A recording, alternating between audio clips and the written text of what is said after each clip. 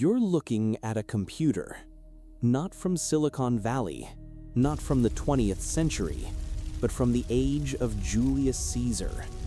A machine of bronze and genius, with gears so complex, so precise, that nothing comparable would be crafted by human hands for another 1,500 years. This single sea-crusted object fundamentally breaks our timeline of human progress. It is a declaration, in silent, corroded bronze, that our ancestors were not the simple people we read about in school. It's a testament to a level of technological and astronomical understanding we arrogantly assumed was ours alone. And here's the unsettling part. It's not the only one. Our planet is littered with these glitches in history. Impossible artifacts, machines, and megalithic structures that simply should not exist.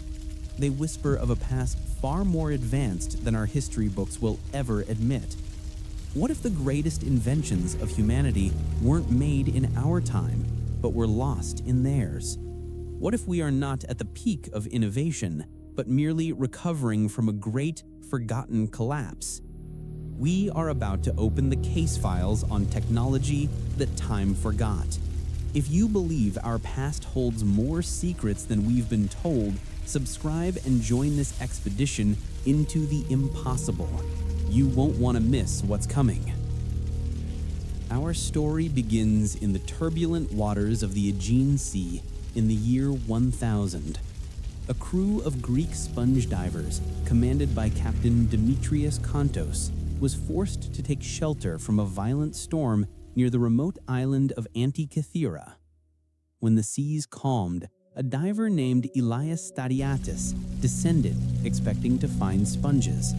Instead, at a depth of 45 meters, he found a nightmare from the ancient world, a field of rotting bodies and horses. He surfaced in a panic, babbling about a heap of dead, naked people. The captain, thinking the diver had gone mad from the deep, descended himself.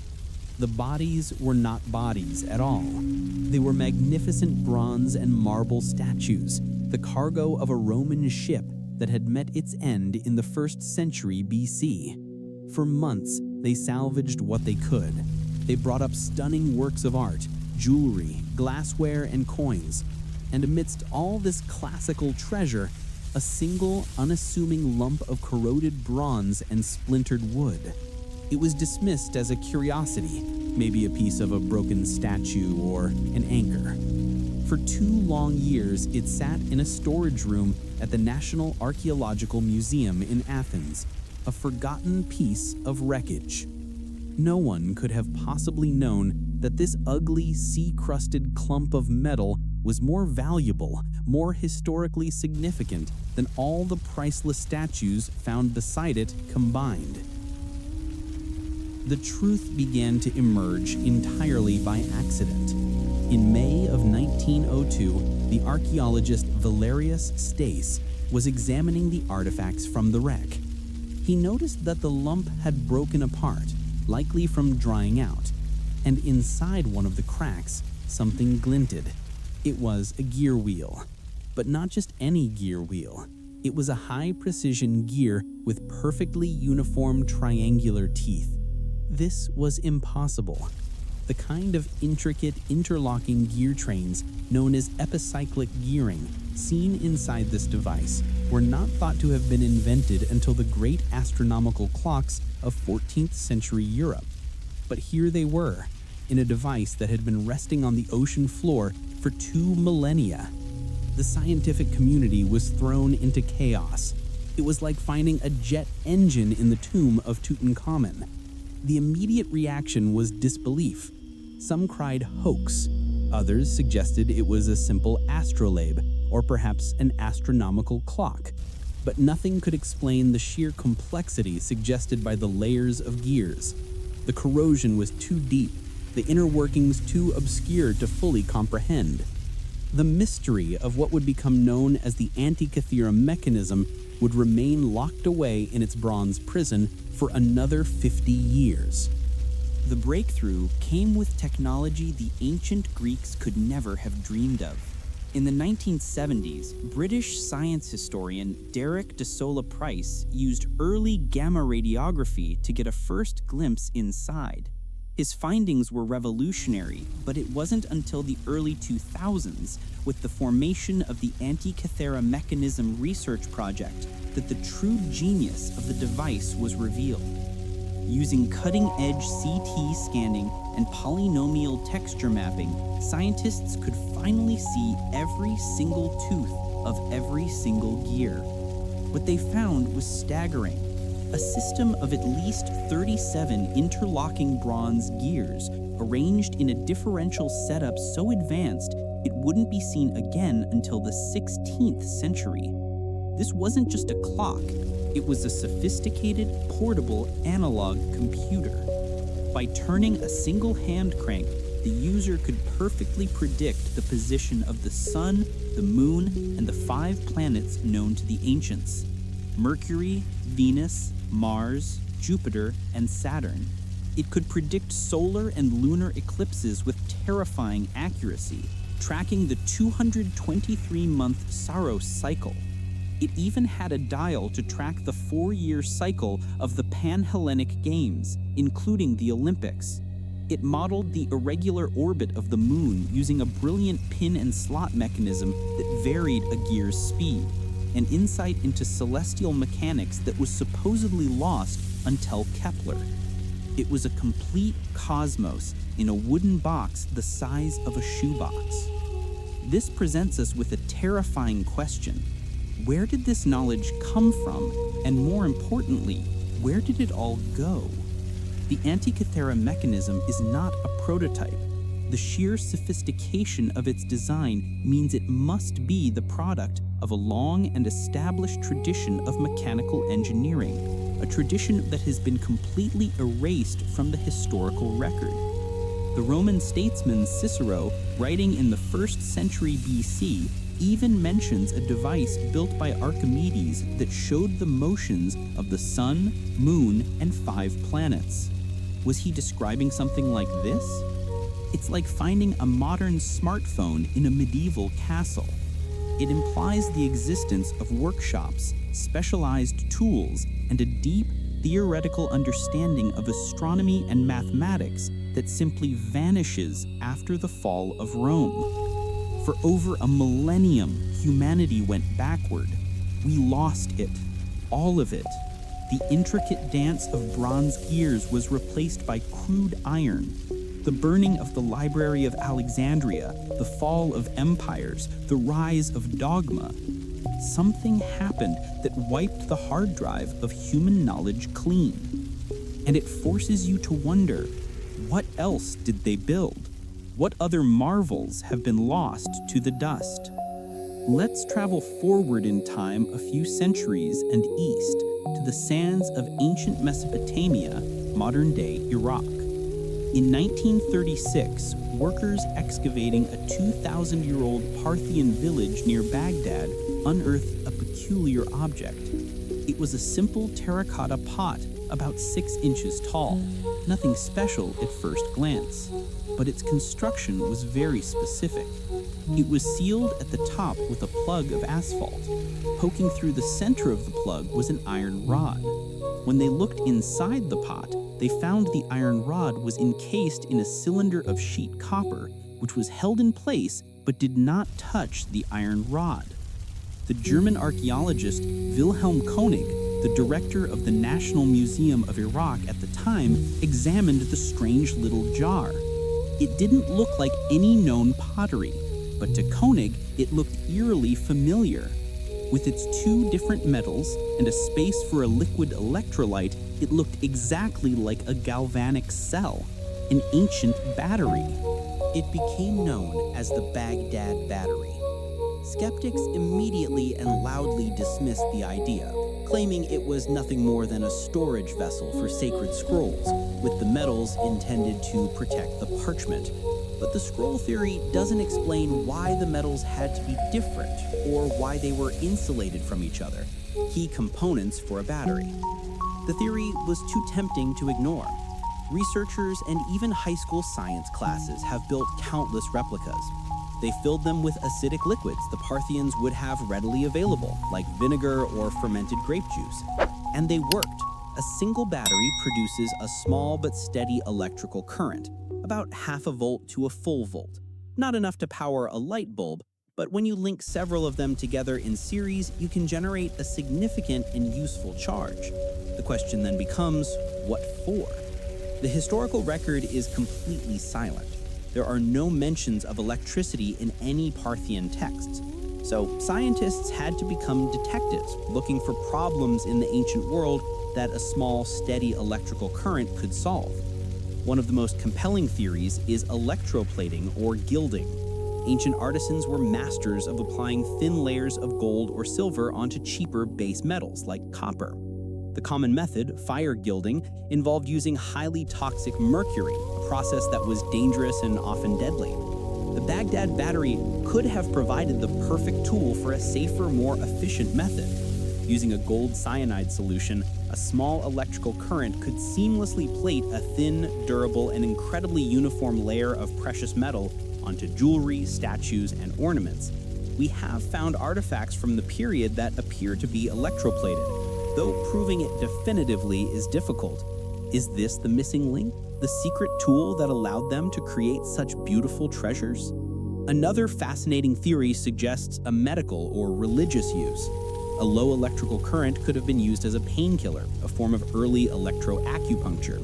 A priest could hold several connected batteries hidden in a shrine, delivering a mild, tingling shock to a supplicant, a sensation that could easily be interpreted as the touch of a god or divine healing. But here we face the exact same problem as the Antikythera Mechanism. The context is completely missing. If they had batteries, where are the wires? We find copper, yes, but no spools of drawn wire. Where are the other electrical devices? Where are the electroplated objects with telltale connection points? We find one battery or a handful of them, but we don't find the technological ecosystem that should logically surround it. It's like finding a single pristine car engine in the middle of a desert with no roads, no gas stations, and no chassis in sight. It's an anomaly that defies easy explanation.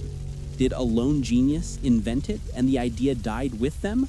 Or are we missing a huge piece of the puzzle, an entire chapter of ancient electrical engineering that has been completely buried by the sands of time? Now we move from intricate machines to impossible structures that dwarf human scale. High in the Bolivian Andes, on a barren, windswept plain at an altitude of 13,000 feet, lies the ruin of Puma Punku.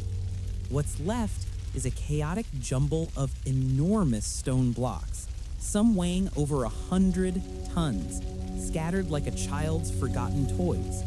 The site was destroyed by a cataclysm long ago, but it's not their size that's baffling, it's their precision. These aren't rough-hewn blocks like you see at Stonehenge. They are made of granite and diorite, some of the hardest stone on Earth, second only to diamond. And they are machined with a precision that is difficult for us to achieve, even with modern computer-controlled equipment. We see perfect right angles, impossibly smooth glass-like faces, and complex interlocking shapes that fit together with no mortar. The most famous are the H-blocks, dozens of them, all identical in dimension as if they came off a factory assembly line.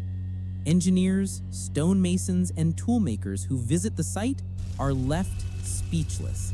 They see interior corners that are perfectly square, something incredibly difficult to achieve without specialized tools. They see grooves only a millimeter wide cut to a consistent depth across the entire length of the block. And they see drill holes, perfectly cylindrical, with evidence of a feed rate far greater than what could be achieved by hand. How is this done? The official story is that the Tiwanaku culture built this site around 500 AD using the tools available to them: simple bronze or copper chisels, stone hammers, and sand and water for polishing. This explanation is not just inadequate, it is physically impossible.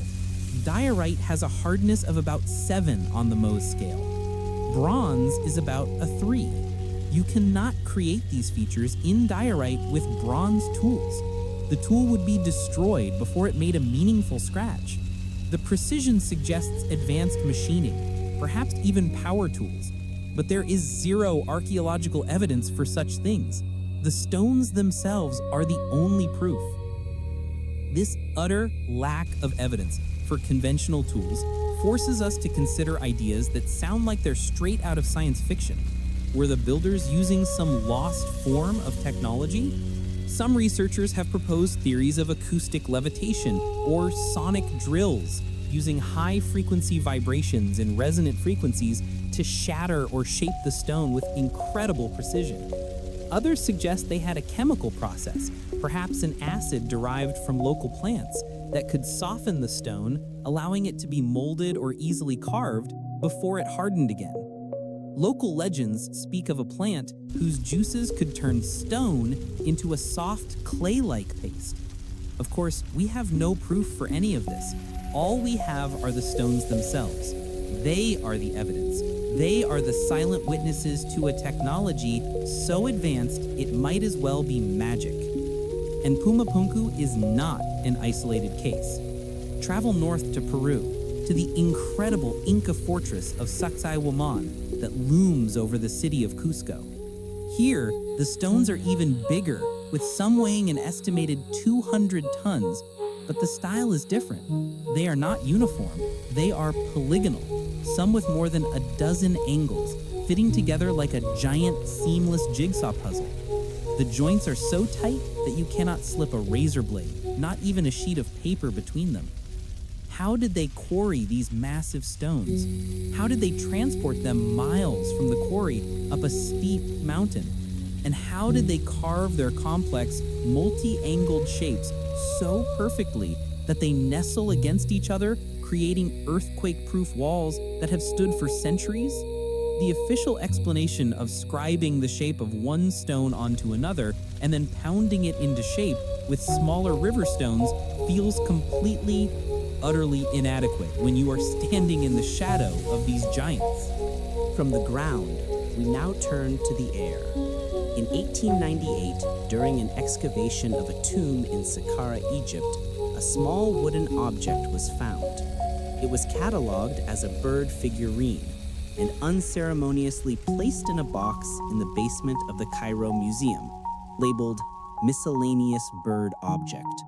It was forgotten for decades, but when it was rediscovered by Egyptologist Dr. Khalil Masiha, he noticed something strange. With a background in aviation, he saw that this was no bird. Its wings were shaped like a modern aerofoil, thicker at the front and tapering to the back, a design meant to generate lift. Its tail was a vertical stabilizer, like on a plane, not a bird's fan-like tail for steering. It was an aerodynamically sound glider. Replicas have been built, and with a small counterweight on the nose, they fly perfectly.